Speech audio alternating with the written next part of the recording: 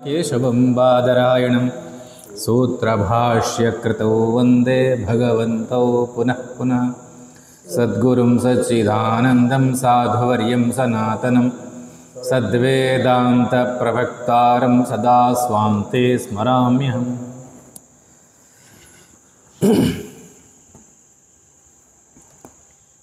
55వ పేజీలో తృతీయ పరిచ్ఛేదము.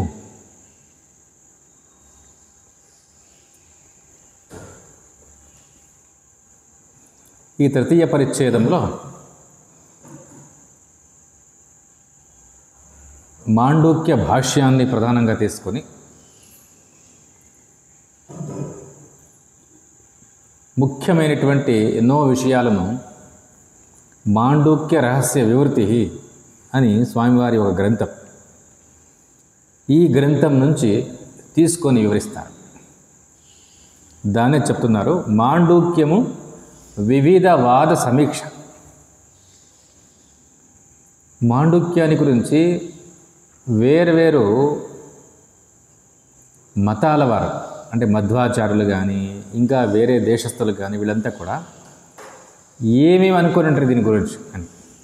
కొంతమంది అయితే మాండూక్యము ఉపనిషత్తే కాదు అని, అది కారికల్లో ఒక భాగమని, ఇట్లంతా కూడా ఆ రోజుల్లో ఒక వాదం ఉండింది.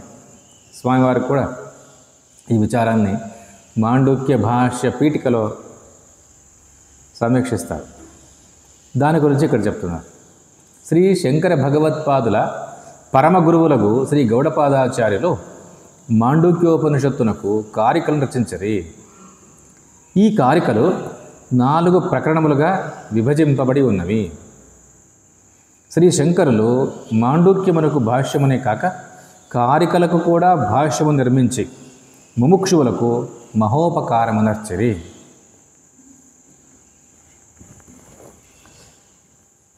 శంకరాచార్యుల గ్రంథాలు అంటే ప్రస్థానత్రయ భాష్యాలే. మిగతా గ్రంథాలన్నీ కూడా అవి సెకండరీ, ముఖ్యమైనటువంటివి ఇవే, అప్రధానములు మిగతావన్నీ కూడా అనర్థం. ఎందుకంటే 10 ఉపనిషత్తులు, బ్రహ్మసూత్రాలు, భగవద్గీత, దీన్నే ప్రస్థానత్రయం అంటాం, దీన్నే నిజంగా మనం వేదాంతం అంటాం. మిగతావన్నీ కూడా ఒకవేళ ఉపదేశ సహస్రి ఇట్లాంటివి ఉన్నా ఇవి ప్రకరణాలు అనబడతాయి. ప్రకరణము అంటే శాస్త్రం మధ్యలో ఉన్నటువంటి ఒక విషయాన్ని తీసుకొని దాన్ని విపులంగా వివరించడం, దీన్ని ప్రకరణం అంటారు.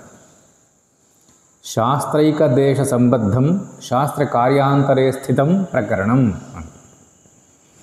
శాస్త్రంలో ఏకదేశ సంబద్ధమై ఒక మధ్యలో ఒక చోట ఉండే ఒక భాగమై అని, శాస్త్ర కార్యాంతరే స్థితం, ఆ శాస్త్ర నిర్మాణం తర్వాత ఎన్నో ఏళ్లకి ఆ వివరణ వెలుగులోకి వచ్చింది అంటే దీన్ని ప్రకరణ గ్రంథము అంటారు.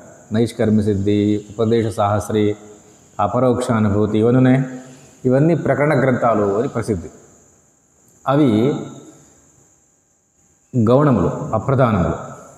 మొదటిది ఏది అంటే ప్రస్థానత్రయం. ఆ ప్రస్థానత్రయానికి భాష్యాన్ని నిర్మించినటువంటి వాళ్ళు ఈరోజు మనకు లభించగలిగినటువంటి అత్యంత పురాతనమైన భాష్య గ్రంథాలు అంటే శంకరాచార్యులు. అంతకు పూర్వము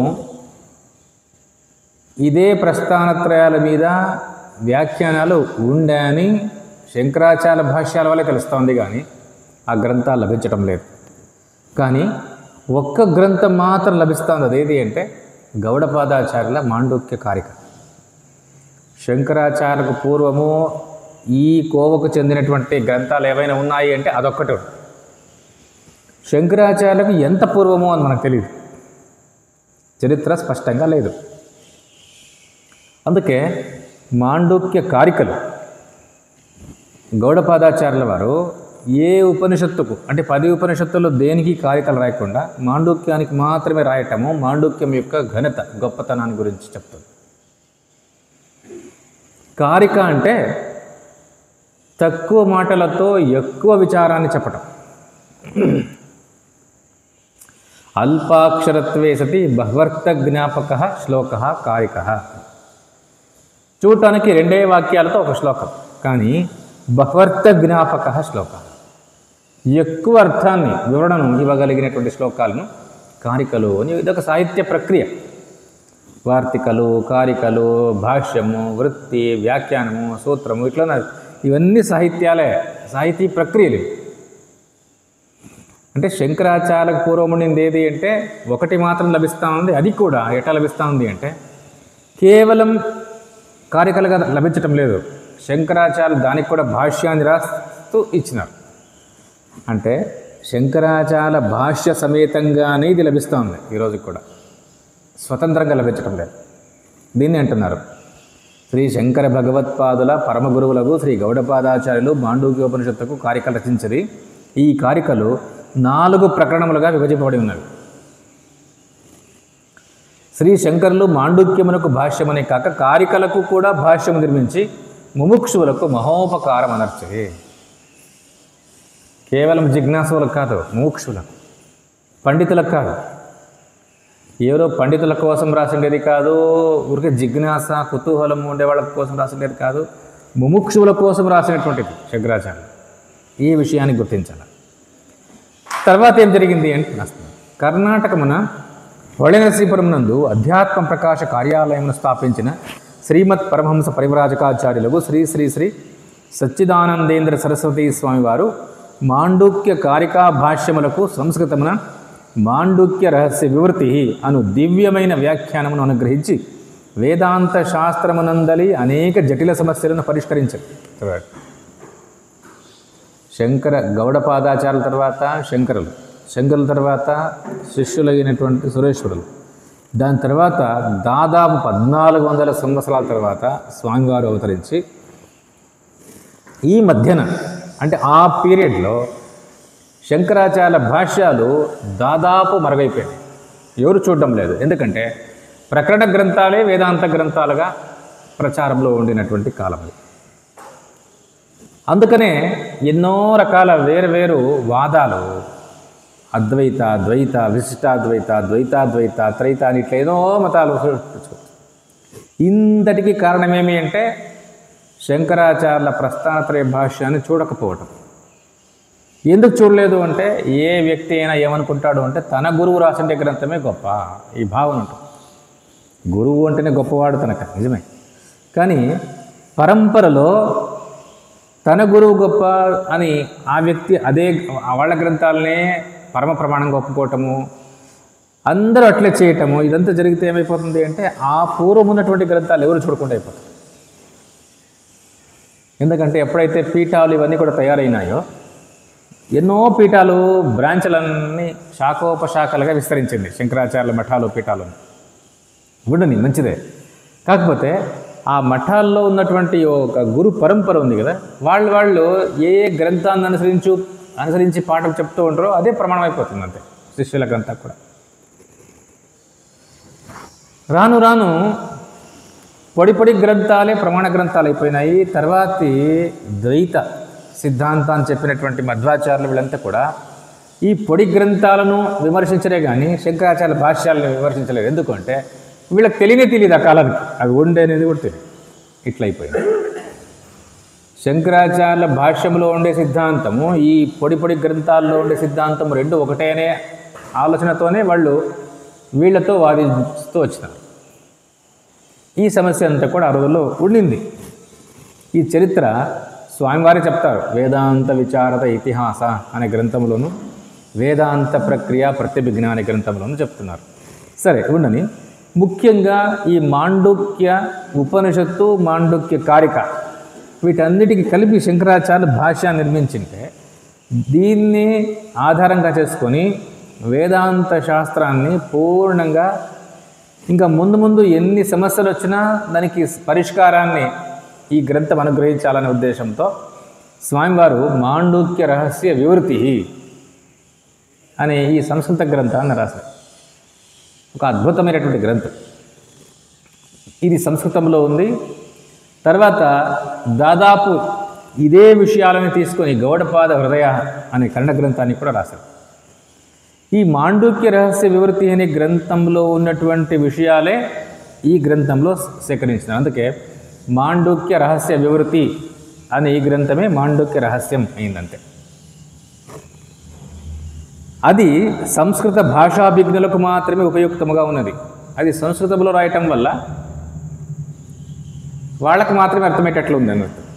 ఆంధ్ర ముముక్షువులకు ఇందలి రహస్యములను అందజేయవలెన ఉద్దేశముతో ఆ గ్రంథమునందలి ముఖ్య రహస్యములను ఇక్కడ వివరించుచున్నాము. ఆధారమైనటువంటి గ్రంథము అంటే అదే మాండూక్య రహస్య వివృతి అని. ఇక్కడ ఒక్కొక్క ప్రశ్న తీసుకుని సమాధానం చెప్తూ పోతారు. ఒకటోది, మాండూక్యము శృతియా కాదా? ఎందుకంటే ఇంతవరకే చెప్పినట్టు వివిధ వాద సమీక్ష ఇది. ఎవరెవరో ఏమో అనుకుంటున్నారు కదా, దాని గురించి ఒక సమాధానం చెప్పాల్సి వస్తుంది. ప్రశ్న: శ్రీ శంకరులు తమ మాండూక్య అవతరణిక యందు వేదాంతార్థ సార సంగ్రహభూతం ఇదం ప్రకరణ చతుష్టయం ఓమితి ఏతత్ అక్షరం ఇత్యాది ఆరభ్యతే అని తెలిపిరి. అనగా ఓం ఇతి ఏతత్ అక్షరం ఇదగం సర్వం మొదలుగా గల వేదాంతార్థ సార సంగ్రహభూతమైన ప్రకరణ చతుష్టయము ఆరంభింపబడుచున్నదని భావము. శంకరాచార్యులు భగవద్గీత భాష్య అవతరణికలో ప్రారంభంలో ఒక మాట రాస్తారు. తదితం గీతాశాస్త్రం సమస్త వేదార్థ సార సంగ్రహభూతం అని రాశారు కదా. ఇక్కడ మాండూక్య భాష్యాన్ని ప్రారంభించేటప్పుడు కూడా అట్లాంటి మాట రాస్తారు. ఏమని అంటే వేదాంతార్థ సార సంగ్రహభూతం ఇదం. చూడండి, అది వేదార్థ సార సంగ్రహం అన్నారు భగవద్గీతను, ఇది వేదాంతార్థ సార సంగ్రహభూతం.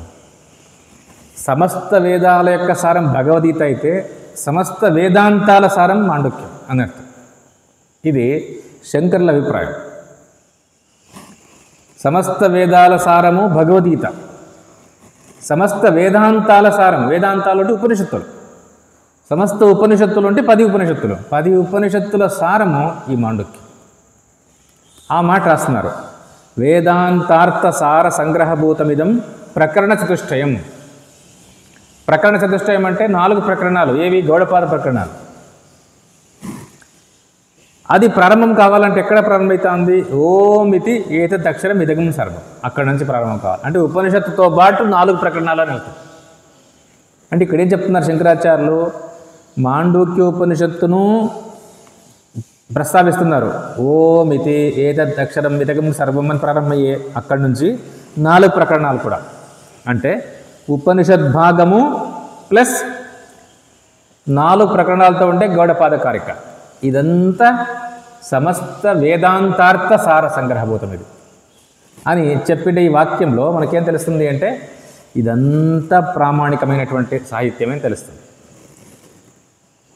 ఈ భాష్యవాక్యమును ఆధారంగా కొని డాయ్సన్ అను పాశ్చాత్య విద్వాంసుడు మాండూక్యము గౌడపాదలు రచించిన కారికలలో చేరునే కానీ అది శృతి కాజాలదు అనియు, శంకర్లు ఎచ్చటను దానిని శృతి అని వచించలేదనియు, మాండూక్యము పౌరుషేయమే అనియు తెలిపి ఉన్నాడు.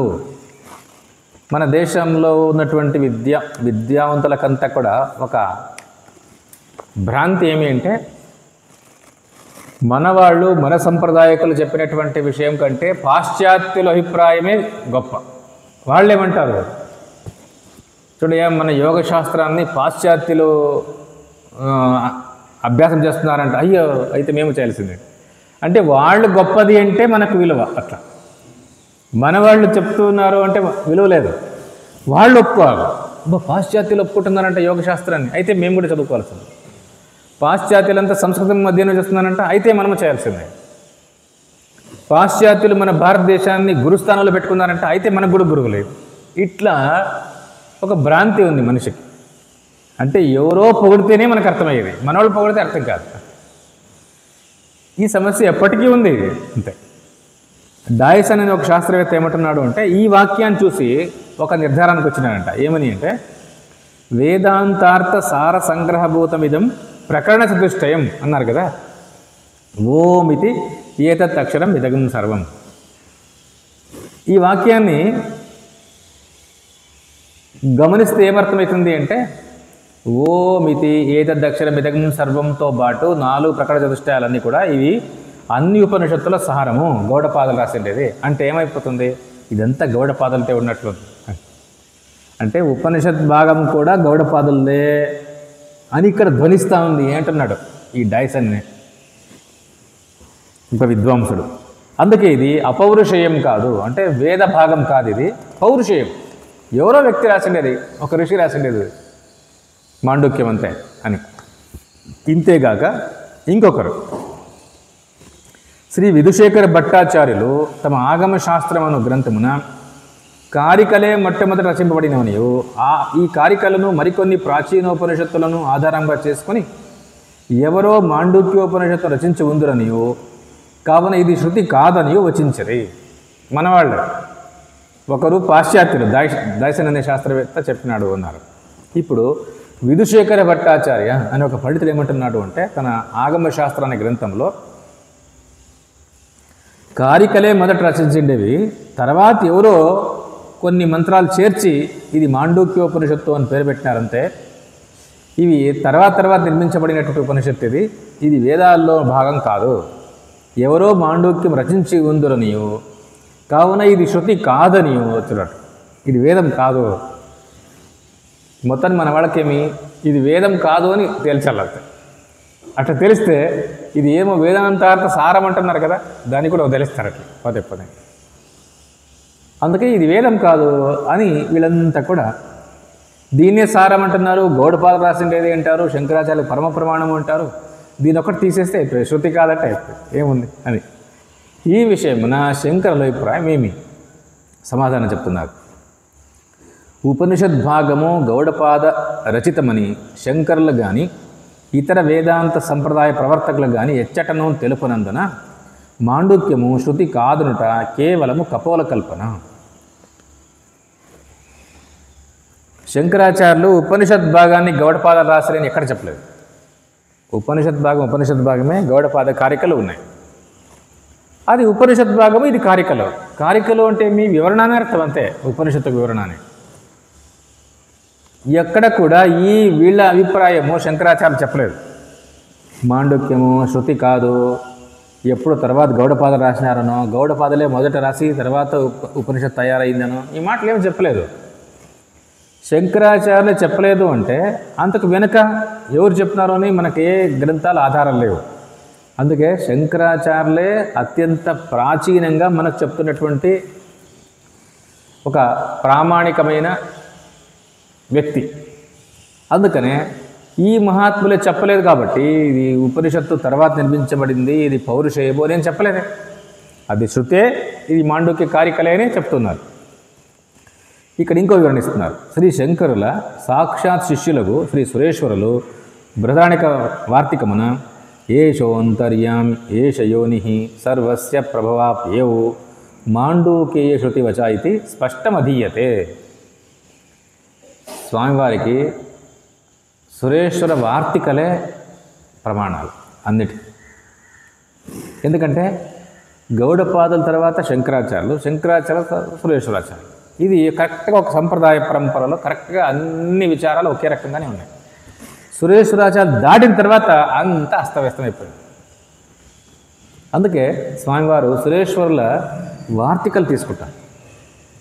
ఈ వార్తికలు ఒక మాట ఇచ్చినారంట, అను శ్లోకమున మాండూక్యము శృతి అని స్పష్టముగా కలదు. సురేశ్వరాచార్యులే ఆ రోజుల్లో మాండూక్యము శృతి అని చెప్తున్నారు. ఏమని? ఏషోంతర్యామి ఏషయోని సర్వస్య ప్రభవాప్యౌహి భూతానామని మంత్రం ఉందే. ఈ మంత్రాన్ని చూస్తే మాండూక్యేయ శృతి వచ ఇది స్పష్టమధీయతే. ఇది మాండూక్య మంత్రము, మాండూక్యేయ మహర్షి ద్రష్టగా ఉన్నటువంటి శృతి ఇది అని సురేశ్వరాచార్యులు ఇంత స్పష్టంగా చెప్పిన తర్వాత వీళ్ళంతా మనమని వచ్చిండేవాళ్ళు. ఎవరు? డైసన్, విధుశేఖర భట్టాచార్య, వీళ్ళంతా సురేశ్వరాచార్యులే ఇది శృతి అని ఇంత స్పష్టంగా చెప్తున్నారు కదా వార్తికల్లో. అయిపోయింది అంతే కదా అని ప్రశ్న. అంటే శృతి కాదు అంటే ఇది శృతి అని ఒక ప్రమాణం ఉంది, అంతే స్పష్టం.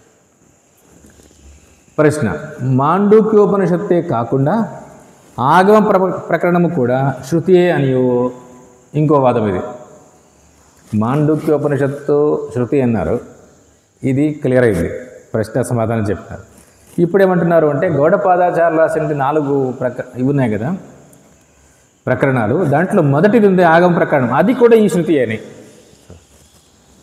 ఆ కారికలు గౌడపాద విరచితములు కావనియో, అంటే మాండూక్యోపనిషత్తే కాక ఆగమ ప్రకరణము కూడా శృతి అనియో, ఆ కారికలు గౌడపాద విరచితములు కావనియో, అవన్నీ గౌడపాదాచార్యులు రాసినది కాదు, ఆగమ ప్రకరణం కూడా శృతియే అని ఎవరు చెప్తున్నారు? శ్రీ మధ్వాచార్యుల వారు తెలిపి ఉన్నారు. వీళ్ళు ఎప్పటి వాళ్ళు అంటే 12వ శతాబ్దం. శంకరులది సురేశ్వరులది 6వ శతాబ్దం, వీళ్ళు 12. అందులకు వారు బ్రహ్మతర్కమును గ్రంథమును గరుడ పురాణమును ప్రమాణములని తెలిపి ఉన్నారు. మధ్వాచార్యులకి పురాణాలే ప్రమాణం. వీళ్ళు ఏం చెప్పినా పురాణాల్లో ఉంది అని చూపిస్తారు. పద్మ పురాణంలో ఉంది, గరుడ పురాణంలో ఉంది, విష్ణు పురాణంలో ఉంది. అందుకే ఈ ద్వైత దర్శనాన్ని, మధ్వాచార్య ద్వైత దర్శనాన్ని వైదిక అని కాకుండా పౌరాణిక అని చెప్పాల్సి వస్తుంది. ఇది పౌరాణిక దర్శనం అనేది. రామాచార్యులు కానీ మధ్వాచార్యులు కానీ వీళ్ళంతా కూడా పౌరాణిక దర్శనాలు, పురాణాలే వీళ్ళకి పరమ ఆధారాలు. ఈ విషయమున నిర్ణయం ఏమి అంటే, మధ్వాచార్యులు ఈ కారికలు కూడా శృతిలోకి కలిపిరు కదా, ఈ గౌడపాదులది కాదు అని. ఈ విషయంలో ఏం ప్రమాణము? సమాధానం: బ్రహ్మతర్కము అనే గ్రంథము నేడు అలభ్యము కావున. వీళ్ళు ఏం బ్రహ్మతర్కము అనే గ్రంథం ప్రమాణము అన్నారో అది ఈ రోజుల్లో లేదు. అది మరి దీన్ని నీవు చెక్ చేసుకోవాలి, ఎక్కడుందో ఏమో. ఈ విషయమును అంగీకరించుటకు ఏ ఆధారమూ లేదు. ఇంతేగాక వేదాంత సంప్రదాయకులు ఎవరునూ ఈ గ్రంథములు ఎచ్చటను ఉదహరించినట్లు లేదు. వేదాంత సంప్రదాయ విధులు ఎవరూ కూడా ఈ బ్రహ్మతర్కము అనే గ్రంథాన్ని ఎవరు ఉదహరించలేదు. పురాణముల యందు అప్పుడప్పుడు ఎన్నో కొత్త శ్లోకములు చేర్చున్నట్టు చేత ఈ విషయమున గరుడ పురాణములు ఉదహరించటయు అంత సమంజసము కాదు. పురాణాల్లో ఉండే శ్లోకాలు ప్రమాణాలు అయ్యలేదు ఎప్పుడు కూడా. ఎందుకంటే పురాణాల్లో ఎన్నో శ్లోకాలు ఎవరెవరో తీసుకొచ్చి కొత్త సృష్టించింది. ప్రక్షిప్తాలు అంటాం. ప్రక్షిప్తాలు అంటే పురాణాల్లో పండితులు ఏం చేస్తారు అంటే కొన్ని కొత్త శ్లోకాలు తయారు చేసి దాంట్లో ఇరికిచ్చేస్తారు.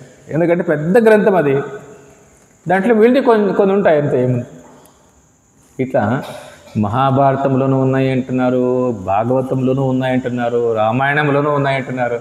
రామాయణంలో అయితే ఒక కాండ, ఉత్తరకాండ పూర్తి ప్రక్షిప్తం అని. లవకుశుల గురించి చెప్తారు కదా, సీతాదేవిని అరణ్యాలు పంపించినాడు రాముడు. ఈ మొత్తం కథంతా ప్రక్షిప్తం అని. వాల్మీకి రాయలేదు, ఎవరు రాసి రాయకపోతే తెలియదు. ఇప్పుడు ఇతిహాసాల్లో పురాణాల్లో అంతా కూడా ప్రక్షిప్త భాగం ఎక్కువ ఉంది. ఆ దృష్టితో నీవు పురాణాలని, గరుడ పురాణాన్ని నీవు ప్రమాణంగా చెప్పకూడదు.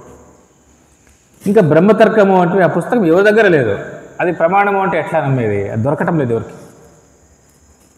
శ్రీ మధ్వాచార్యులకు పూర్వము ఇతరులు ఎవ్వరునూ ఈ విధముగా భావించి ఉండిరన్నట్టుకు ప్రమాణాలు లేవు.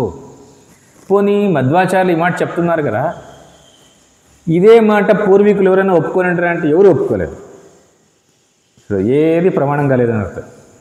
శ్రీ శంకరులు తాను 4 ప్రకరణములకు వ్యాఖ్యానం రాయుచున్నట్లు మాండూక్య అవతరణికే తెలిపినట చేతను తమ సూత్ర భాష్యమున ఆగమ ప్రకరణమునందలి ఒక కారికను, అద్వైత ప్రకరణమునందలి ఒక కారికను సంప్రదాయ విధుల వచనమని వచించుట చేతను శ్రీ సురేశ్వరులు ఆగమ ప్రకరణమునందలి 2 కారికలను గౌడపాదులు రచించినట్లు తమ నైష్కర్మ సిద్ధి ఎందు వచించి ఉండుట చేతను శంకర సురేశ్వరుల కాలంలో బ్రహ్మతర్కమను గ్రంథము ఉండనేరదనియో, అది ఇటీవల రచింపబడినదనియో, గరుడ పురాణములో ఆగమ ప్రకరణ ఉపనిషత్తునందు అంతర్గతమను విషయము ఇటీవల ఎవరో చేర్చి ఉందురనియో తీర్మానింపవలసి ఉన్నది. కనుక శంకర సురేశ్వరుల అభిమతమున ఆగమ ప్రకరణము గౌడపాద కృతమని నిశ్చయింపవలెను. ఎందుకంటే శంకరాచార్యులే నేను 4 ప్రకరణాలకు వ్యాఖ్యానం చేస్తాను, ఉపనిషత్తుకు వ్యాఖ్యానం చేస్తాను అని ప్రారంభించినారు. ఇది సమస్త వేదాంతాల సారము అని ప్రారంభించటమే కాకుండా సూత్ర భాష్యంలో కూడా ఈ కారికల్లో ఉన్నటువంటి కొన్ని కారికలు శ్లోకాలను తీసుకున్నారు. అదేవిధంగా సురేశ్వరాచార్యులు కూడా తమ నైష్కర్మ సిద్ధి గ్రంథంలో ఈ కారికల్లో ఉండే కొన్ని శ్లోకాలు తీసుకున్నారు. ఇదంతా చూస్తే అనిపిస్తుంది అంటే శంకరాచార్యుల అభిప్రాయమే కరెక్టు. మాండూక్య ఉపనిషత్తు ఒకటి శృతి, అది అతరణ వేదంలో ఉండే భాగము. ఇంకా ఈ 4 ప్రకరణాల ఈ కారిక ఉంది, ఇది గౌడపాద కృతం, ఇదే కరెక్ట్. గరుడ పురాణంలో ఆగమ ప్రకరణ ఉపనిషత్తునందు అంతర్గతము అని ఎవరు చెప్పిండ్రు ఆ రోజుల్లో, ఇది ఎవరో ప్రక్షిప్తం, ఎవరో చేర్చి ఉందిరని తీర్మానించవలసి ఉన్నది. ఎన్నో చేర్చినారు, ఇది చేర్చినారు. ఏమని అంటే 4 ప్రకరణాలు ఉన్నాయి కదా గౌడపాద కారికల్లో. మొదటి ప్రకరణం ముందే ఈ ఆగమ ప్రకరణం అనేది, ఇది ఉపనిషత్తులోనే భాగము అని గరుడ పురాణంలో ఉందట. ఇది ఎవరో చేర్చింటారు అని అర్థమవుతుంది. ఇది రెండవ ప్రశ్నకు సమాధానం. మూడవది, గౌడపాదులు ప్రచ్ఛన్న బౌద్ధుల? ప్రశ్న, అలాత శాంతి ప్రకరణమున గౌడపాదులు బౌద్ధుల యుక్తులను ఉపయోగించుట చేతను, బౌద్ధ గ్రంథములయందలి పారిభాషిక శబ్దములను ఉపయోగించుట చేతను కారికలయందు బౌద్ధ మతం యొక్క సాంకర్యము కలదనియు, కావున గౌడపాదులు ప్రచ్ఛన్న బౌద్ధులనియు కొందరు పండితులు వాదించుతున్నారు. ఇవి ఎంతవరకు సత్యం? ప్రచ్ఛన్న బౌద్ధులు అంటే బౌద్ధులుగా ఉంటూ వాళ్ళ నుంచి విడపడినటువంటి వాళ్ళని. అంటే గౌడపాదాచార్యులు వీళ్ళు వేదాంతులు కాదు, వైదికులు కాదు, వీళ్ళు బౌద్ధుల నుంచి ఏమో వాళ్ళకి వీళ్ళకి వాదం జరిగి వీళ్ళు బయటకు వచ్చినట్టు కొట్లాట, ఏదో విషయంలో కొట్లాడారు బయటకు వచ్చినారంటాం కదా, అట్లా బయటకు వచ్చినటువంటి వాళ్ళు. అలాతి శాంతి ప్రకరణమున గౌడపాదులు బౌద్ధుల యుక్తులను ఉపయోగించట చేతను ఒక కారణం. ఒక ప్రకరణంలో గౌడపాద కారికల్లో కొన్ని యుక్తులు బౌద్ధులు తీసుకున్నారట. దీన్ని బట్టి ఏమనిపిస్తుంది? బౌద్ధుల నుంచి బయటకు వచ్చినారు వీళ్ళు అనిపిస్తుంది. ఒకటి, బౌద్ధ గ్రంథములైందలి పారిభాషిక శబ్దములను ఉపయోగించట చేతను, బౌద్ధ గ్రంథాల్లో ఏ శబ్దాలు ఉన్నాయో ఆ శబ్దాలను వాడుకున్నారట కొన్నిటిని. దీన్ని బట్టి కూడా వీళ్ళు బౌద్ధులుగా ఉండేవారే అని తీర్మానం అవుతుందని. కారికల యందు బౌద్ధ మతం యొక్క సాంకర్యము కలదనియో, కారికల్లో అంతా కూడా అక్కడక్కడ బౌద్ధుల వాద ప్రభావమే కనిపిస్తూ ఉంది అని. కావున గౌడపాదులు ప్రచ్ఛన్న బౌద్ధులనియో కొందరు పండితులు వాదిస్తున్నారు. ఇది ఎంతవరకు సత్యం? ఈ సమాధానం చెప్పాలి. ఈ వాదమునకు ఆధారం లేదు. గౌడపాదులు తెలిపిన వేదాంత సిద్ధాంతము బౌద్ధుల సిద్ధాంతమునకు అన్ని విధముల విరుద్ధముగా ఉన్నదని గ్రహింపనందున కొందరు పండితులు ఇట్టి అభిప్రాయమును కలిగి ఉన్నారు.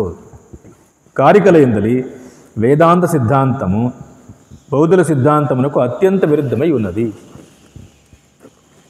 కారికల్లో ఉండే సిద్ధాంతమే వేరు, బౌద్ధుల సిద్ధాంతమే వేరు, పూర్తి వేరు వేరు. నీవు వాళ్ళ నుంచే విడిపడి ఏదో కొత్తది వచ్చింది ఇట్లా సిద్ధాంతాన్ని తప్పుగా చెప్పకూడదు. ఎందుకంటే బౌద్ధుల సిద్ధాంతాన్ని స్పష్టంగా తెలుసుకుని ఉండాలా, వేదాంత సిద్ధాంతాన్ని స్పష్టంగా తెలుసుకుని ఉండాలి. గౌడపాదుల కారికలు పూర్తిగా వేదాంత సిద్ధాంతాన్ని చెప్తున్నాయి. అవి ఒకవేళ శబ్దాలు అవేవో ఉపయోగించినట్టు కనిపించవచ్చు. ఆ రోజుల్లో బౌద్ధుల యొక్క ప్రభావం ఎక్కువ ఉండడం వల్ల కొన్ని శబ్దాలు తీసుకుని ఉండొచ్చు, అందరికీ అర్థమయ్యే శబ్దాలను. అంత మాత్రం చేత బౌద్ధుల నుంచి విడిపడినటువంటి సిద్ధాంతం ఇది అని ఇట్లా తీర్మానం చేయకూడదు. ఏం తేడాలు ఉన్నాయి అని చెప్తున్నారు. అది ఎట్లనా? ఆగమ ప్రకరణమున అవస్థాత్రయ విచారం వలన ఆత్మీకత్వ విద్యను తెలుపుటచే ఈ క్రమము బౌద్ధులకు అత్యంత విరుద్ధముగా ఉన్నది. బౌద్ధవాదుల యొక్క సిద్ధాంతమే వేరు, వేదాంత సిద్ధాంతం వేరు. వేదాంత సిద్ధాంతం ఏమి అంటే ఆత్మీకత్వ విద్య ప్రతిపత్తి అయ్యే శంకరాచార్యులు అంటారే, ఆత్మీకత్వ విద్యను చెప్పటమే వేదాంత సిద్ధాంతం. గౌడపాదులు తమ ఆగమ ప్రకరణంలో ఈ విషయాన్ని స్పష్టంగా చెప్తున్నారు. అవస్థాత్రయ ప్రక్రియతో నిశ్చయం ఏదేమి అంటే ఆత్మీకత్వమే అని. మరి బౌద్ధులు ఎట్లయితుంది? ఇదొకటి కారణం. ఈ క్రమం బౌద్ధులకు అత్యంత విరుద్ధంగా ఉంది. రెండవది, వైతథ్య ప్రకరణమున బ్రహ్మము ప్రపంచాధ్యాసకు అధిష్టానము అనువాదము బౌద్ధుల శూన్యవాదమునకు అన్ని విధముల విరుద్ధము. ఇది రెండవ కారణం. వైతథ్య ప్రకరణములో ఏం చెప్తున్నారు? బ్రహ్మము ప్రపంచాధ్యాసకు అధిష్టానము అని వాదం. ప్రపంచాధ్యాసకు బ్రహ్మమే అధిష్టానం. ప్రపంచాధ్యాస దేని మీద చేసినావప్ప అంటే బ్రహ్మ మీద, ఆత్మ మీద చేసిన. ఇది బౌద్ధుల వాదానికి పూర్తి విరుద్ధం, శూన్యవాదానికి. ఎందుకంటే శూన్యలో అధిష్టానాన్ని ఒప్పుకోవటం లేదు. ఇది రెండవ కారణం. మూడవది, అద్వైత ప్రకరణమున శృతి అనుగ్రహీతమైన తర్కముచే అసత్కార్యవాదమును నిరసించి సద్వివర్తవాదమును అంగీకరించుటయో బౌద్ధ సిద్ధాంతమునకు మిక్కిలి విరుద్ధమే కదా. ఇంకా అద్వైత ప్రకరణంలో శృతి అనుగ్రహించిండే తర్కం, దీన్ని ఏమన్నారు ఇంతవరకు? అనుభవాంగ తర్కము అని వివరించారు. ఈ అనుభవాంగ తర్కాన్ని చెప్పేటప్పుడు అసత్కార్యవాదాన్ని తీసేసి సత్కార్యవాదాన్ని ఒప్పుకొని దాని తర్వాత వివర్తవాదాన్ని స్థాపించుకుంటూ పోయారు. ఇది బౌద్ధ సిద్ధాంతానికి పూర్తి విరుద్ధమైంది. తర్వాత అవిద్యాదులు ఒకదాని వలన వేరొకటి జనించున్నవని తెలిపడి బౌద్ధుల ప్రతీత్య సముత్పాదనమునకు అలాత శాంతి ప్రకటనముల గల అజాతివాదమునకు ఎట్టి సంబంధము కూడా లేదు. ఏం చెప్తున్నారు? అవిద్యాదులు ఒకదాని వలన వేరొకటి జనించున్నవని తెలిపడి బౌద్ధుల ప్రతీత్య సముత్పాదనమునకు. బౌద్ధులు క్షణిక విజ్ఞానము అంటారే. ప్రతీతి సముత్పాదన అంటే నీవు చూస్తున్నావు, ప్రపంచం పట్ల కనిపిస్తూ ఉందంటే క్షణిక విజ్ఞానము అంటారు. నీ బుద్ధియే ఈ ప్రపంచంకి కనిపిస్తాను అని. కొంతమంది క్షణిక విజ్ఞానవాదులు, కొంతమంది శూన్యవాదులు అని చెప్తారు. ఇంతవరకు శూన్యవాదాల గురించి చెప్పారు, ఇప్పుడు క్షణిక విజ్ఞానవాదం అని చెప్తున్నారు. వీళ్ళనే ప్రతీత్య సముత్పాదన అంటారు. అప్పటికప్పుడే నీకు ఎట్లా ప్రతీతమవుతా ఉంది నీ బుద్ధియే, అంతే. నీవై నీ ప్రపంచాన్ని చూస్తూ ఇట్లా కనిపించింది అంతే. అంటే ఎవరి బుద్ధి వాళ్ళకి ప్రపంచంగా కనిపిస్తూ ఉంది అని ఈ వాదం ఉందే, ఇది అవిద్యాదులు ఒకదాని వలన వేరొకటి జనిస్తూ ఉన్నాయనే ఈ బుద్ధి, ఈ తెలివి అంతా కూడా బౌద్ధులది. కానీ వేదాంత శాస్త్రంలో చెప్పిండేది అజాతివాదం, వివర్తవాదం. దీనికి దానికి ఏ సంబంధం లేదు అని అర్థం. వాళ్ళు బుద్ధికి సంబంధించి చెప్తున్నారు, వీళ్ళు బుద్ధిని గురించి మాట్లాడమే లేదు అసలు అని అర్థం. శ్రీ గౌడపాదులు తమ కారికలలో తెలిపిన అవస్థాత్రయ కార్యకారణ ప్రక్రియలు అత్యంత ప్రాచీనోపనిషత్తులైన బృహదారణిక చాందోగ్యములందు కూడా ఉండట చేతను బౌద్ధుల కొన్ని సిద్ధాంతములకు అతి ప్రాచీనములైన ఉపనిషత్తులే మూలమగుటచే కారికలకు బౌద్ధ దర్శనము కారణము కాజాలదు.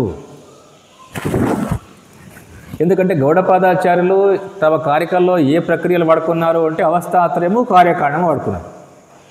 ఇవి వీళ్ళు కొత్తగా తయారు చేసినవేం కాదు. బృహదారణిక, చాందోగ్య ఇవన్నీ అత్యంత ప్రాచీన ఉపనిషత్తులు, దాంట్లో ఉండేదే కానీ ఇవి మీ బౌద్ధుల నుంచి తీసుకునేవేం కాదు. బౌద్ధులు ఆ ప్రక్రియలు వాడడమే లేదు.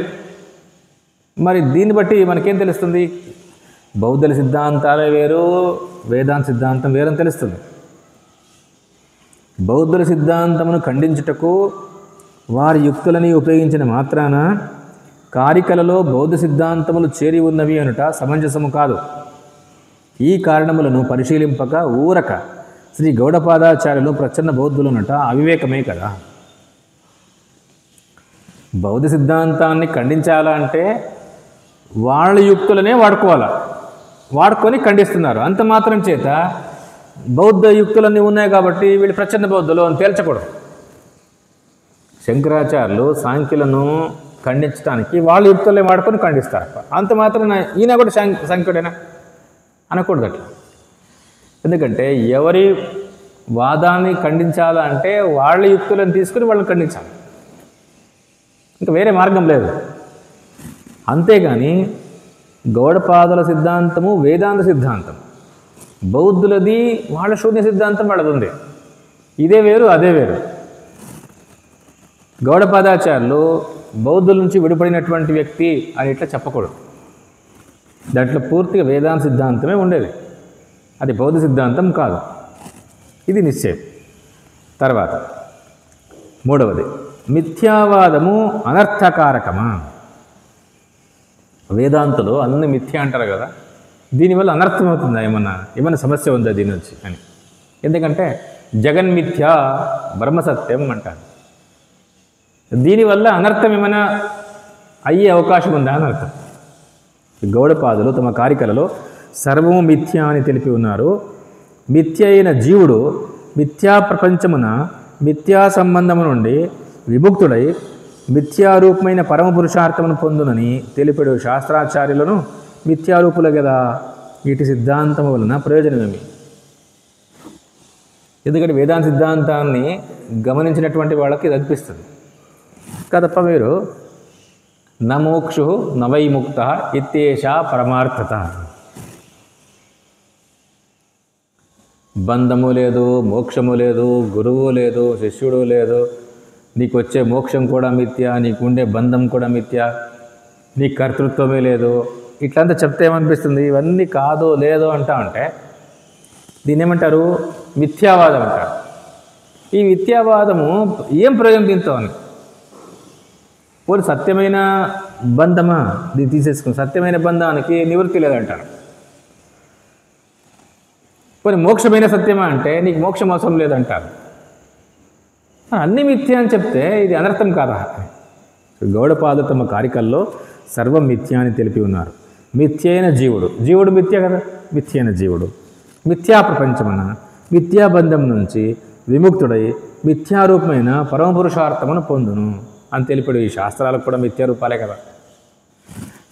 ఇటు సిద్ధాంతం వల్ల ఏం ప్రయోజనం మీరు చేస్తుండేది అని సమాధానం. గౌడపాదుల హృదయమును అర్థం చేసుకున్నందున ఇట్టి భ్రాంతి కలుగును. కారికలను లెస్సగా పరిశీలించితేమేని సత్యం బోధపడగలదు. కారికల్లో గౌడపాదులు ఏమని తెలిపారో చూడు. వికల్పో వినివర్తేత కల్పితో యది కేనచిత్ ఉపదేశాదయం వాదో జ్ఞాతే ద్వైతం న విద్యతే అనగా శాస్త్ర శిష్యాది వికల్పము ఉపదేశార్థము కల్పితం, అది పరమార్థము కాదు. గురువు శిష్యుడు మొదలగు ప్రపంచమును ఆరంభమున అంగీకరించుట పరమార్థమును ఉపదేశించుటకే అని గ్రహింపవలేము. సకలము బ్రహ్మమని తెలిపి శోకమోహాలను పోగొట్టుటయే కారికల ముఖ్య లక్ష్యము. ఇవన్నీ లేదు లేదు అంటే ఆత్మవస్తు ఒకటే ఉంది, అదే బ్రహ్మము అని చెప్పటం అంతే. ఎందుకంటే బౌద్ధులు ఇదేది లేదు అంతా శూన్యము అని చెప్తున్నారు. బౌద్ధులు ఇది లేదు ఇది లేదు అంటున్నారు. వేదాంతులు ఇది కాదు ఇది కాదు అంటున్నారు. రెండు ఒకటేనా? ఇది లేదు ఇది లేదు అని చెప్పుకుంటూ పోయినా, ఇది కాదు ఇది కాదు చెప్తూ పోయినా రెండు ఒకటే అవుతాయా? ఇది కాదు ఇది కాదు అంటే ఇంకొకటి ఏదో ఉందని అర్థం. ఇది లేదు అది లేదు అంటే యాది లేదు అని అర్థం. బౌద్ధులు ఏది లేదు శూన్యమని చెప్తున్నారు. వేదాంతులు నీవు కల్పించుకున్నావు కదా అవిద్య చేత, అది కాదంటున్నారు అంతే. అవిద్యతో నీవు బంధాన్ని కల్పించుకున్నావు, నీకు బంధం లేదు. అవిద్యతో నీవు పరిచ్ఛిన్నత్వాన్ని ఆపాదించుకున్నావు, నీకు పరిచ్ఛిన్నత్వం లేదు అని ఇట్లా చెప్తున్నాడు.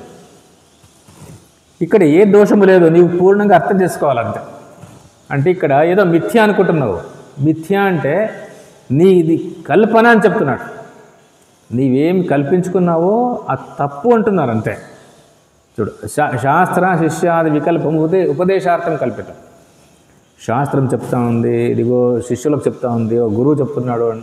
ఇదంతా శాస్త్రం ఏర్పరచుకున్నటువంటి ఒక పద్ధతి. మరి ఎవరు చెప్పాలా? కావాలి కదా ఇదంతా వివరణ. శాస్త్రం ఒకటి ఉండాలా, దానికి ఒక సంప్రదాయం ఉండాలా, ఒక మహాత్ముడు ఉండాలా, సత్యాన్ని తెలుసుకున్నటువంటి వాడు, అట్లాంటి వ్యక్తి శ్రోత్రియుడు బ్రహ్మనిష్ఠుడు అయినటువంటి వాడు చెప్పేటప్పుడు వీడు అధ్యారోప అపవాద ప్రక్రియను అనుసరించి చెప్పాలా, వానికి అర్థమవుతుంది. ఈ పద్ధతి అంతా కూడా ఉండే తీరాల. తత్వాన్ని చెప్పడానికి ఈ పద్ధతి అత్యవసరం. సకలము బ్రహ్మమని తెలిపి శోకమోహాలను పోగొట్టుటయే కారికల ముఖ్య లక్ష్యం. జగత్తును లేదంటున్నారు అంటే జగత్తు నీవు అనుకున్నట్టు లేదు, ఇది బ్రహ్మరూపంగా ఉందని చెప్తున్నారు. ఏమీ లేదని చెప్పటం లేదు, అంతా బ్రహ్మమే ఉండేది అని చెప్తున్నారు. అంటే జగత్తుకు ఇంకా విలువను పెంచుతున్నారని అర్థం. ఇది లేదు అది లేదు అని తగ్గించడం లేదు విలువను. ఆక్షేపం. మిథ్యా ప్రపంచమున ఆయా పనుల వలన లభ్యము అగు ఫలములు కూడా మిథ్యేయనని, వస్తువులకు ఎట్టి విలువయు లేదని గ్రహించితేని తమ తమ కర్తవ్యములను విడిచిపెట్టడం వలన అకర్మణ్యత అంటే సోమరితనం ప్రబలి వ్యక్తికే కాకుండా దేశమంతటా దారిద్ర్యము ఆవరించి క్రమేణ విశ్వమంతయు దరిద్ర దేవతకు బలియగుట సంభవించవచ్చును. కావున మిథ్యావాదము అనర్థకారకమే కదా. ఎందుకంటే నీకు కర్తృత్వం లేదు అని తాత్పర్యంగా చెప్తున్నారు. నీవు కర్త కాదు కాబట్టి ఏ క్రియ చేయాల్సిన అవసరమే లేదు. ఎందుకంటే కర్త లేడు ఇక్కడ, క్రియకు ఉనికి లేకుండా పోతుంది. మరి అయితే మనిషి కర్త, కర్మ, క్రియ లేదా మొత్తం ప్రపంచము ఇదంతా కూడా ఫలాలు, కర్మలే లేవంటే కర్మ ఫలాలు అవి మిథ్య అయిపోతుంది. ఇంత మిథ్య అయిన తర్వాత మనిషి సోమరిగా బతుకుతాడు, అంతే, ఏది చేయాల్సిన అవసరం లేదనుకుంటాడు. మిథ్యా ప్రపంచమున ఆయా పనుల వల్ల లభ్యమగు ఫలములు కూడా మిథ్యయేనని వీడిట్లో తప్పుగా అర్థం చేసుకుంటాడని, వస్తువులకు ఎట్టి విలువ లేదని, మనం చూస్తూ ఉన్నట్లు ఏ వస్తువు ఉందో ఏ వస్తువుకు ఆ విలువ లేదు, మనం అనుకున్న విలువ లేదు, అది బ్రహ్మముగా సత్యం అంతే. మనం ఏమనుకున్నామో ఇది మైకు అని, ఇది ఫోన్ అని, ఇది తప్పు కదా, అబద్ధం అంతే అని తమ కర్తవ్యాలను విడిచిపెడతాడు వీడు. వాడు ఏం చేయాల్సి ఉండినో చెయ్యడు. సోమర్తనం ప్రబలి వ్యక్తికే కాకుండా దేశానికే దారిద్ర్యం వస్తుంది అన్నట్టు. అంటే రాను రాను ఇట్లా అయిపోతుంది కదా, మిథ్యా మిథ్యా అని చెప్తే. సమాధానం, వేదాంతల మిథ్యావాదము సరిగా తెలుసుకొనకుండాయే ఈ ఎట్టి ఆక్షేపానికి ముఖ్య కారణం. ప్రపంచము మిథ్యా అనగా ప్రపంచం నిజముగా లేదు, ఏ పదార్థములకు విలువ లేదని భావింపకూడదు. పదార్థములను మిథ్యానప్పుడు వానికి ఏ విలువయు లేదని భావం కాదు, అవి నిజముగా బ్రహ్మమే అని అర్థం. మిథ్యానగా తాను తోచు రూపమున ప్రపంచం సత్యం కాదు, దాని పరమార్థము బ్రహ్మమే అని గ్రహింపవలేను. కావున విశ్వమందులి పదార్థములకు బ్రహ్మజ్ఞానం వలన ఇంకను విలువ ఎక్కువగునే కానీ తక్కువ కాజాలదు. సర్వం బ్రహ్మమని తెలుసుకున్న జ్ఞానులు ఎట్టి వ్యవహారమును కూడా చెయ్యజాలరని భావించినచో గౌడపాదాచార్యుల సిద్ధాంతమనే కాక గీతాచార్యుల సిద్ధాంతమును కూడా ఖండించినట్లగును. ఎందుకన బ్రహ్మార్పణం బ్రహ్మహవిహి అను శ్లోకమునకు శ్రీ శంకరులు రాసిన భాష్యమును చదివినచో ఇచ్చట తెలిపిన సత్యము ఇంకనూ స్పష్టం కాగలదు. జ్ఞానులు సర్వకర్మలను చేయుచున్నను నిజముగా ఏ కర్మను చెయ్యరు. గీతోపదేశమును చక్కగా గ్రహించిన వారికి అద్వైతుల అభిప్రాయము స్పష్టం కాగలదు. నిజంగా వీళ్ళు అనుకున్నట్లు సోమరితనాన్ని పెంచేది కాదు వేదాంత శాస్త్రం అంటే. ఎందుకంటే ప్రపంచం మిథ్య అంటే ప్రపంచం లేదు అని అర్థం కాదు. బ్రహ్మ సత్యం జగన్ మిథ్య అంటాం కదా, జగత్ మిథ్య అంటే అది లేదు అని అర్థం కాదు. మిథ్య అంటే మిథ్య, సత్యం అనే శబ్దాన్ని బాగా అర్థం చేసుకుంటే మిథ్యా శబ్దం అర్థమవుతుంది. సత్యం అంటే ఏది స్వతంత్రమైన ఉనికి కలిగి నిర్వికారంగా ఉందో అది సత్యం. స్వతంత్రమైన ఉనికి ఉండాలి, పరతంత్రం కాకూడదు. దేనికి పరతంత్రమైన ఉనికి ఉందో అది అసత్, అది మిథ్య. పరతంత్రమైన ఉనికి అంటే అది ఉండాలంటే దేని మీద ఆధారపడి ఉంటుంది అంతే, స్వతంత్రంగా ఉండాలి. ఉదాహరణకు ప్రపంచం, ఈ ప్రపంచము మన జాగ్రత్త అవస్థ మీద ఆధారపడి ఉంటుంది. జాగ్రత్త అవస్థ ఉంటే ప్రపంచం ఉంటుంది, జాగ్రత్త అవస్థ లేదు ప్రపంచం ఉండదు. ఆ జాగ్రత్త అవస్థ కూడా నన్ను ఆశ్రయించుకుని ఉంటుంది. నా ఉనికిలోనే జాగ్రత్త కనిపిస్తుంది, నా ఉనికి లేకపోతే జాగ్రత్త లేదు, అవకాశమే లేదు. దీన్ని ఏమంటారు అంటే ఈ జాగ్రత్త కానీ ఈ ప్రపంచం కానీ ఇవి మిథ్యా, అసత్ అంటే స్వతంత్రమైన ఉనికి లేదు అంతే అర్థం. స్వతంత్రమైన ఉనికి లేదు అంటే అయితే కనిపించినాయి కదా, మరి ఏ ఆధారం కనిపించినాయి? ఆత్మరూపంగానే బ్రహ్మరూపంగానే ఉన్నాయి ఇప్పటికి కూడా. ఉదాహరణకు కుండ, బాణ కనిపిస్తున్నాయి. వీటికి మట్టిని వీడి స్వతంత్రమైన ఉనికి లేదు. కుండలో ఉంటే మట్టి అంతా తీసి చూడు, ఉనికి లేదు దాన్ని. మరి కనిపించడం ఉందా లేదా అంటే ఇప్పటికీ మట్టి రూపంగానే ఉండేది. నీదర్ కుండ అనుకున్నాం అంతే. అట్లనే ఈ ప్రపంచం ఏం కనిపిస్తూ ఉందో ఈ ప్రపంచము ఇట్లా కనిపిస్తూ ఉన్నప్పుడు కూడా అది బ్రహ్మం. బ్రహ్మమునందే పుట్టి బ్రహ్మమునందే ఉంటూ బ్రహ్మమునందే కరిగిపోతున్నాయి, పగిలిపోతున్నట్లు అంతే. అందుకే కుండను ఎట్లయితే మనము మిథ్యా అని చెప్తున్నాము, నీకు కనిపిస్తుంది అంతే కుండ అని, కానీ ఆ కుండ కణము కూడా మట్టియే. మట్టి ఉనికియే కుండ ఉనికి, అవునా కాదా? ఉనికి కలిగిండే వస్తువు మట్టినా కుండనా? మట్టియే. కుండకు ఉనికి ఉందా? కుండకు ప్రత్యేకమైన ఉనికి లేదు, మట్టి రూపమైన ఉనికి కుండ ఉనికి. అట్లే ఇక్కడ కూడా ప్రపంచానికి స్వతంత్రమైన ఉనికి లేదు అని ఈ మాట చెప్పటమే మిథ్య అంటే అర్థం. మిథ్య అంటే ఏమీ లేదు అనుకున్నాడు, అట్లా కాదు అర్థం. అది మిథ్య అంటే నీవు కుండగా చూస్తున్నావు కదా, నీకు అట్లా కనిపిస్తున్నప్పుడు కూడా అది మట్టియే అని చెప్పినట్లు. నీవు దీన్ని ప్రపంచంగా చూస్తున్నావు కదా, అట్లా చూస్తున్నప్పుడు కూడా ఇది బ్రహ్మమే. ఈ సత్యాన్ని గుర్తిస్తే ప్రపంచానికి విలువ పెరిగింది, తగ్గలేదు అంటున్నారు. అందుకే దీనివల్ల ఏం అనర్థం వస్తుంది? ఏం కాదే. ఇంకా ఏమంటున్నారు అంటే భగవద్గీతలో కూడా లేదా గౌడపాదాచార్యులు కూడా వాళ్ళ సిద్ధాంతాల్లో సోమరితనాన్ని పెంచి పోషించలేదే ఎక్కడ కూడా. అక్కడ ఏమంటున్నారు భగవద్గీతలో కూడా బ్రహ్మార్పణం బ్రహ్మవిహి బ్రహ్మాగ్నో బ్రహ్మణాహుతం బ్రహ్మైవ తేన గంతవ్యం బ్రహ్మకర్మ సమాధిన. ఈ భగవద్గీత శ్లోకంలో ఏమంటున్నారు? శ్రీ శంకర్ రాసిన భాష్యం చదివినచో ఇచ్చట తెలిపిన సత్యం ఇంకనూ స్పష్టం కాగలదు. జ్ఞానులు సర్వకర్మలను చేయుచున్నను నిజముగా ఏ కర్మను చెయ్యరు. జ్ఞానులు ఎవరు కూడా సోమరిగా కూర్చున్నట్టు మన శాస్త్రాల్లో కనపడదు, మన చరిత్రలోనే లేదు. జ్ఞానం చేసినటువంటిదే ఇది ఇంత పని. ఈరోజు ఒక వ్యక్తి సత్యాన్ని గుర్తించగలుగుతున్నాడు, గ్రంథాలు చూడగలుగుతున్నాడు అంటే ఇదంతా కూడా జ్ఞానం చేసిండే పని.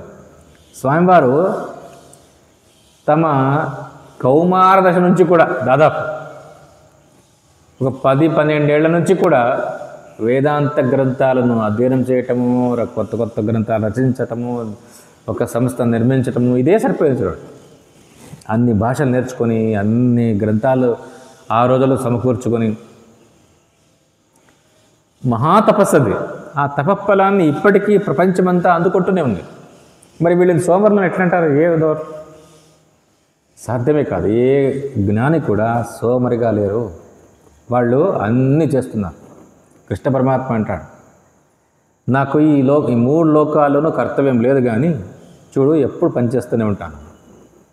నమే పార్థాస్తి కర్తవ్యం త్రిషు లోకేషు కించన్ నానవాప్తం అవాప్తవ్యం వర్త ఏవచ కర్మణి. అర్జున, 3 లోకాల్లో కూడా నేను చేయాల్సిన కర్తవ్యం అంటే ఏమీ లేదు, కానీ చూడు ఎప్పుడు చేస్తూనే ఉంటాను. నేను ఇంతవరకు పొందింది లేదు, ముందు పొందాల్సిందే లేదు. నాకే ఫలం అవసరము లేదు. నేను కర్తను కాదు, భోక్తను కాదు, కానీ పని ఎంత చేస్తాను అంటే నిరంతరం చేస్తాను. 18 రోజులు యుద్ధం అంత గొప్పగా జరిగింది అంటే ఎక్కువ శ్రమ ఎవరు తీసుకున్నారు అంటే కృష్ణుడే తీసుకోండి. అంటే సోమరిగా ఉంటారు వేదాంతులు, ఇది తప్పు. సోమరితనం అనేది పూర్తిగా తమోగుణ కార్యం. అది ఈ మహాత్ములు శుద్ధ సత్వ స్వరూపులు, వీళ్ళకి వాళ్ళకి ఎంత తేడా ఉంటుంది చూడండి. అందుకే ఎప్పుడు కూడా ఇది సోమరితనాన్ని పోషిస్తుంది అనకూడదు. భగవద్గీత కర్తవ్యాన్ని బోధిస్తుంది, అడుగడుగున కర్తవ్యాన్ని బోధిస్తుంది. భగవద్గీత అంటే వేదాంతమే. గౌడపాదాచార్యులు కర్తవ్యాన్ని బోధిస్తున్నారు, నీ బ్రెయిన్ను చురుకు చేస్తున్నారు, నీ చింతన. ఎందుకంటే ఎప్పుడు సోమరిగా ఉండొద్దు అని తట్టి లేపుతున్నారు వీళ్ళందరినీ కూడా. అందుకే ఏ రకంగానూ ఇది సోమర్ల సిద్ధాంతాలు కాదు అని అర్థం. మాండూక్యము ఆగమ ప్రకరణం, పూర్వశాంతి పాఠం. ఉపనిషత్తులో పూర్వశాంతి పాఠం అని, ఉత్తర శాంతి పాఠం అని ఉంటాయి. అంటే ఉపనిషత్ ప్రారంభంలోనూ శాంతి మంత్రం ఉంటుంది, చివర్లోనూ శాంతి మంత్రం ఉంటుంది. కొన్ని ఉపనిషత్తుల్లో ప్రారంభంలో ఉండేదే చివర్లోనూ ఉండదు, వేరే ఉంటుంది, కొంచెం చేంజ్ ఉంటుంది. అందుకే దీన్ని పూర్వశాంతి పాఠ అంటారు. మాండూక్యము అథర్వణ వేదంలో ఉండేది కాబట్టి అథర్వణ వేద మంత్రమే శాంతి పాఠంగా ఉంటుంది. ఓం భద్రం కర్ణేభిః శృణుయామ దేవాః భద్రం పశ్యేమాక్షభిర్యజత్రాః స్థిరైరంగైస్తుష్టువాగుంసస్తనూభిః వ్యశేమ దేవహితం యదాయుః స్వస్తి న ఇంద్రో వృద్ధశ్రవాః స్వస్తి నః పూషా విశ్వవేదాః స్వస్తి నస్తార్క్ష్యో అరిష్టనేమిః స్వస్తి నో బృహస్పతిర్దధాతు. ఓం శాంతి శాంతి శాంతి. ఇది దీని యొక్క అర్థాన్ని ఇస్తున్నారు. ఓ దేవతలారా, మీ కృప వలన ఎల్లప్పుడూ శిష్యాచార్యులమగు మేము మా చెవులతో మంగళప్రదమగు విషయములను విందుముగాక. దేవతలు పెట్టుకుంటున్నారు, ఎవరు? శిష్యులు. గురువులతో పాటు అంటే శిష్యులు ఏం ప్రార్థిస్తున్నారు అంటే మాకు మా గురువులకు అందరికీ కూడా భద్రమైనటువంటి మంగళప్రదమైనటువంటి విషయాలే వినపడాల ఎప్పుడు కూడా జీవితంలో. ఇదొకటి. విందుముగాక నేత్రములచే మంగళకరములకు వస్తువులని చూచెదముగాక. మా కళ్ళతో ఏం చూసినా మంగళకరమైనటువంటి వస్తువులే కనిపించాలి. అట్లా దేవతల్ని అనుగ్రహించమని కోరుకుంటున్నారు శిష్యులు గురువులకు కూడా అందరికీ. శరీరముల చేతను అవయవముల చేతను మేము స్తుతించుచు భగవద్దత్తముగు ఆయువును వ్యర్థ పరుపకొందుముగాక. మా శరీరాలతోనూ అవయవాలతోనూ మిమ్మల్ని స్తుతిస్తూ ఉన్నాము. ఇదిగో భగవంతుడు ఇచ్చినటువంటి ఆయుష్ను ఈ కార్యమునందే నియోగించేటట్లు మమ్మల్ని అనుగ్రహించు. ఇది ఆయుష్ వ్యర్థం కాకుండా ఉంటే చాలు. ఇంద్రుడు, పూష అంటే ఆదిత్యుడు, సూర్యుడు, గరుడు, బృహస్పతి మున్నగు దేవతలు క్షేమమును కలిగింతురుగాక. ఈ దేవతలంతా కూడా మా ఇద్దరికి కూడా అంటే శిష్యులకు గురువులకు క్షేమాన్ని అనుగ్రహించాల. ఆధ్యాత్మిక, ఆదిభౌతిక, ఆది దైవికములకు త్రివిధ తాపములు ఉపశమింపుగాక. ప్రతి మనిషికి ప్రతి జీవి కూడా 3 తాపాలు ఉంటాయి. తాపాలను దుఃఖాలు. ఒకటి లోపలి దుఃఖం, రెండవది మన చుట్టూ ఉండే దుఃఖం, వాటి వల్ల వచ్చే దుఃఖం, మూడవది ఎక్కడో దైవికంగా జరిగే దుఃఖం. ఉదాహరణకు పిడుగు పాట పడుతుంది, పెద్ద వర్షం వస్తుంది, ఇది మనుషత్తులో లేదండి, ఇది ఆది దైవిక తాపాలు. ఆది దైవిక అంటే దైవ అనే శబ్దానికే మన ఇంద్రియ గోచరం కానిదని అర్థం. మన ఇంద్రియ గోచరం కాకుండా మన ఊహకు కూడా అందకుండా మనకు ఏది దుఃఖాన్ని ఇస్తూ ఉందో దాన్ని ఏమంటారు? ఆది దైవిక దుఃఖము, ఆది దైవిక తాపము అంటారు. ఉరుములు, మెరుపులు, వర్షాలు, ఉప్పెనలు, సునామీలు ఏమంటాం కదా, ఇవన్నీ కూడా మన ఊహకు అందవు. ఇవన్నీ ఆది దైవిక తాపాలు. రెండవది ఆది భౌతిక, మన చుట్టూ ఉండే సమాజము, జంతువులు, మనుషులు, వీళ్ళ నుంచి వచ్చే సమస్య. ఏదో దేశంలో పుట్టుకుని వచ్చింది అంటే మన దేశానికి వచ్చేస్తుంది వైరస్. ఇది ఆది భౌతిక తాప. మూడవది ఆధ్యాత్మిక, మనలోనే మనిషి తాను నాశనం చేసుకుంటాడు చింత చేసి. ఏదో టెన్షన్లు, ఏదో ఆలోచనలు, చెడు ఆలోచనలు, ఏదో భయాలు, ఇవన్నీ లోపలే మనల్ని నాశనం చేస్తాయి కదా. ఈ దుఃఖాన్ని ఆధ్యాత్మిక తాప. ఆధ్యాత్మిక దుఃఖ, ఆది భౌతిక దుఃఖ, ఆది దైవిక దుఃఖ, 3 దుఃఖాలు ఉంటాయట. ఈ 3 దుఃఖాలు శాంతించునుగాక. ఓం శాంతి శాంతి శాంతి అని 3 సార్లు ఎందుకంటారు అంటే ఈ 3 దుఃఖాలు పోవాలని. ఉపనిషత్తుల్లో అన్ని మంత్రాలకు చివర ఈ మంత్రం ఉంటుంది, ఓం శాంతి శాంతి. ఏం చెప్తుంది ఇది అంటే దుఃఖ నివారణయే వేదాల యొక్క తాత్పర్యం. శోక వినిర్ముక్తి, శోకాన్ని దాటించటమే వేదాల యొక్క సారము. భగవద్గీత కూడా దానికోసం వచ్చింది. సర్వధర్మాన్ పరిత్యజ్య మామేకం శరణం వ్రజ అహం త్వా సర్వపాపేభ్యః మోక్షయిష్యామి మా శుచః. ఏడ్చొద్దయ్యా అంటే శోకాన్ని పోగొట్టేదే భగవద్గీత యొక్క తాత్పర్యం. ఒక మహాత్ములు చూపిస్తారు, భగవద్గీత అంటే భగవంతుని వాణి ఎక్కడ ప్రారంభమవుతుంది? 2వ అధ్యాయంలో ప్రారంభమవుతుంది. అంతవరకు ధృతరాష్ట్రుడు అడిగిండే ప్రశ్న, సంజయుడు చెప్పిండే మాటలు ఇవన్నీ ఉన్నాయి. 2వ అధ్యాయంలో అశోచ్య నన్వశోచస్త్వం ప్రజ్ఞావదాంశ్చ భాషసే అది ప్రారంభమవుతుంది. అక్కడ ప్రారంభమేమి? అశోచ్య, ఎవరి గురించి శోకించకూడదో వాళ్ళ కోసం శోకిస్తున్నావు అని ప్రారంభిస్తాడు. అశోచ్య అంటే అక్కడ కూడా ఏం చెప్తున్నారు? అశోకము, శోకం ఉండకూడదు అనే ప్రారంభమైంది భగవంతుని వాణి. చివరికి మా శుచః, ఏడవద్దు, శోకమొద్దు అని చెప్తుంది. అంటే భగవంతుని వాక్యాలు ప్రారంభంలోనూ శోకమొద్దు ఉంటుంది, చివరిలోనూ శోకమొద్దు అంటుంది. కాబట్టి మొత్తం భగవంతుని వాక్యాలన్నీ కూడా శోకాన్ని తీసేసేకే వచ్చినాయి. చూడండి మహాత్ముల వ్యాఖ్యానం ఎట్లుంటారు. దీన్నే శంకరాచార్యులు కూడా అవును శోక నివృత్తియే భగవద్గీత యొక్క తాత్పర్యమని చెప్పారు. కరెక్టే, ఇట్లే ఉంది చూడండి. అందుకే శోకాన్ని పోగొట్టడే. ఏ శోకము అంటే ఇది 3 రకాల శోకాలు, అన్ని శోకాలు పోగొట్టుకోవాలి. ఎంత పోగొట్టుకోవాలా అంటే పూర్తిగా పోగొట్టుకోవాలా. ఎందుకంటే సుషుప్తిలో గాఢ నిద్రలో కొంచెం పోతుంది, కొంతసేపు. 3 శోకాలు కొంతసేపు ఉండవు, తర్వాత మళ్ళీ అన్నీ వచ్చేస్తాయి. అట్టుండకూడదు. ఆత్యంతిక దుఃఖ నివృత్తి. దుఃఖాలు నివృత్తం కావాలా?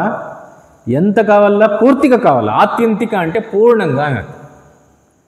దుఃఖము కొంతసేపు నివృత్తి మళ్ళా వచ్చి అంటుకుంటే ఇది ఎన్నిసార్లు జరుగుతుంది కదా, ఇది ప్రయోజనం లేదు దీని నుంచి. అందుకే శాశ్వతంగా దుఃఖం నుంచి విడుదల కాదు. దీన్ని ఆత్యంతిక శోక నివృత్తి అంటారు.